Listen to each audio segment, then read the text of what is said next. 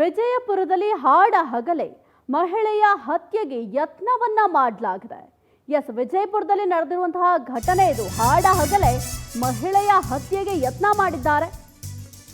ನಡು ರಸ್ತೆಯಲ್ಲೇ ಚಾಕುವಿನಿಂದ ಇರಿದು ಕೊಲೆಗೆ ಯತ್ನವನ್ನ ಮಾಡಲಾಗಿದೆ.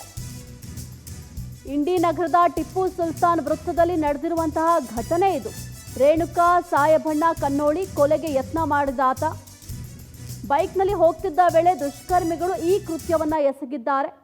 ಹಾಡ ಹಗಲೇ ಮಹಿಳೆಯ ಹತ್ಯೆಗೆ ಯತ್ನವನ್ನ ಮಾಡಿದ್ದಾರೆ. ನೀವು ಗಮನಿಸ್ತಾ ಇದ್ದೀರಾ, ರಕ್ತದ ಮಡುವಿನಲ್ಲಿ ಬಿದ್ದಿದ್ದಾರೆ ಆ ಮಹಿಳೆ. ಮತ್ತೊಂದು ಕಡೆ ಚಾಕುವಿನ ದೃಶ್ಯವನ್ನು ಕೂಡ ಗಮನಿಸ್ತಾ ಇದ್ದೀರಾ.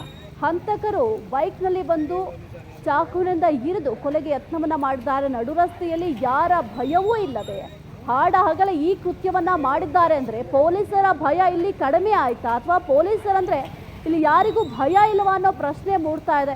ಅದು ಕೂಡ ಬೆಳಗ್ಗೆ ಬಂದು ಈ ರೀತಿ ಮಾಡ್ತಾರೆ ಅಂತ ಅಂದ್ರೆ ಕ್ರೈಮ್ ಸಂಖ್ಯೆ ಏನಾಗ್ತಾ ಇದೆ, ಇಲ್ಲಿ ಪೊಲೀಸರು ಏನು ಮಾಡ್ತಾ ಇದ್ದಾರೆ ಎಂಬ ಪ್ರಶ್ನೆ ಸದ್ಯಕ್ಕೆ ಮೂಡ್ತಾ ಇದೆ.